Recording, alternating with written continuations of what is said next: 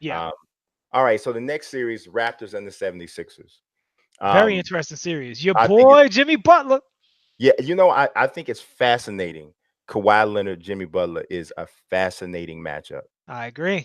It is I just agree. I actually think Jimmy Butler is the best.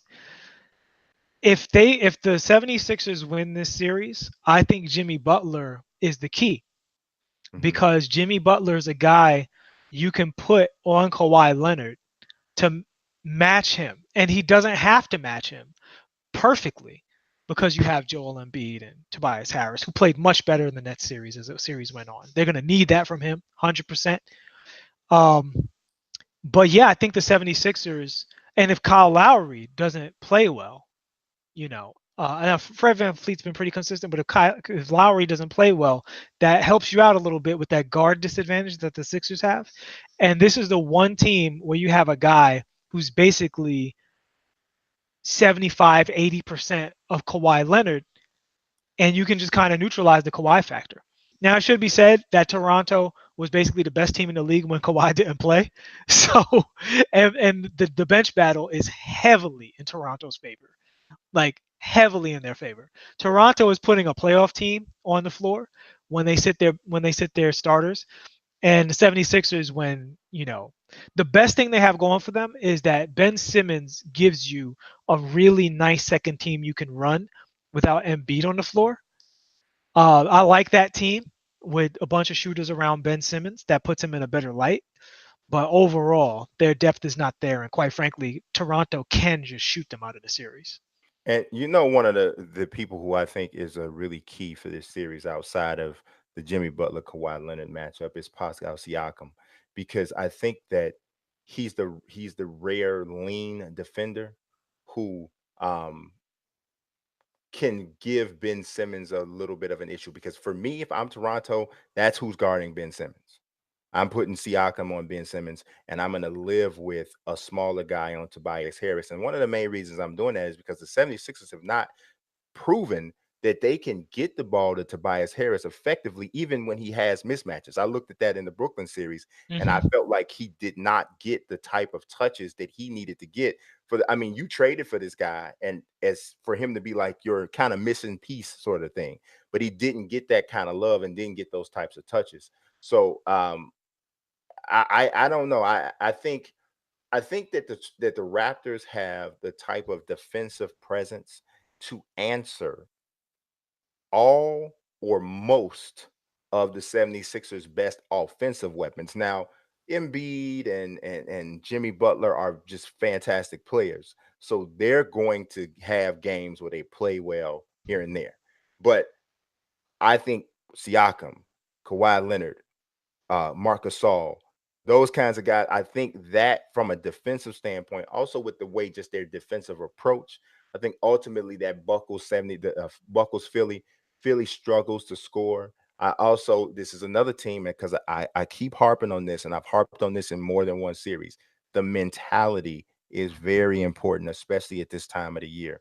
And the 76ers are the type of team that I can see imploding when they get to a point. If the 76ers go down 2-0, you might as well mail in the next the you might as well mail in the rest of the series, because they don't have the type of leadership that is going to be able to pull them out of that sort of a situation. So I got I Toronto. think that's fair. I think all of that is fair. When you look at the brains over in Toronto, you talk about Marc Gasol, Kyle Lowry, Kawhi Leonard, Nick Nurse, and also just their upper Mm, management. You have a lot of just experience. You have a lot of intelligence. And Toronto, when you look at them as a basketball team, like if you just took the names off the jersey and just watched how people pass the ball, yeah. you talk about extra pass, Yes. getting good They shots, play the right way. taking the shots you're supposed to take. When a team plays the right way and has a top flight one-on-one scorer like Kawhi Leonard, and I think Kawhi is nearly as good as it gets, to be honest with you. Like Kawhi flipped that Kobe Michael switch, and at the end of a game, he just get any kind of bucket you need. Yeah, I Step mean, back three between he the doesn't legs, claw on top of your head, post up, he whatever you doesn't want. he doesn't get the love that he deserves for that aspect of his game, because it's not flashy. But if you look at how effective he is in those types of situations, he's every bit as good as the top players in must score situations because he's able to get just about whatever type of shot he wants.